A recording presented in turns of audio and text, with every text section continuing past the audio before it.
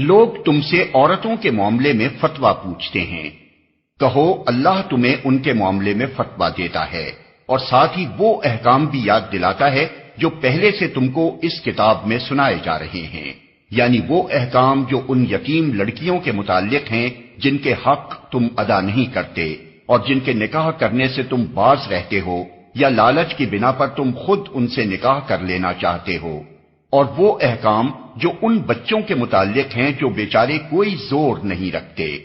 اللہ تمہیں ہدایت کرتا ہے کہ یتیموں کے ساتھ انصاف پر قائم رہو، اور جو بھلائی تم کرو گے وہ اللہ کے علم سے چھپی نہ رہ جائے گی۔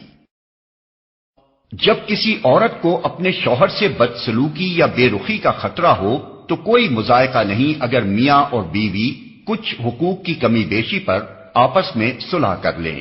صلح بہرحال بہتر ہے۔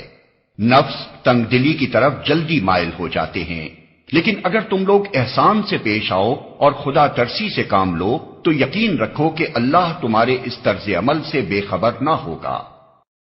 بیویوں کے درمیان پورا پورا عدل کرنا تمہارے بس میں نہیں ہے، تم چاہو بھی تو اس پر قادر نہیں ہو سکتے، لہذا قانون الہی کا منشا پورا کرنے کے لیے یہ کافی ہے کہ ایک بیوی کی طرف اس طرح نہ جھک جاؤ کہ دوسری کو ادھر لٹکتا چھوڑ دو۔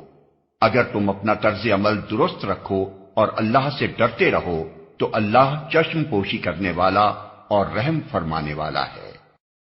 لیکن اگر زوجین ایک دوسرے سے الگ ہی ہو جائیں تو اللہ اپنی وسیع قدرت سے ہر ایک کو دوسرے کی محتاجی سے بے نیاز کر دے گا۔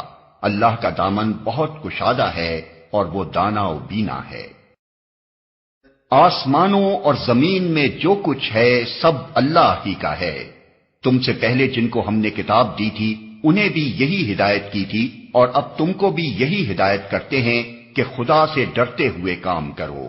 لیکن اگر تم نہیں مانتے تو نہ مانو، آسمان و زمین کی ساری چیزوں کا مالک اللہ ہی ہے اور وہ بے نیاز ہے، ہر تعریف کا مستحق۔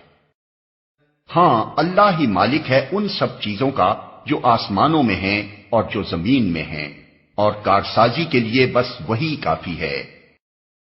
اگر وہ چاہے تو تم لوگوں کو ہٹا کر تمہاری جگہ دوسروں کو لے آئے، اور وہ اس کی پوری قدرت رکھتا ہے۔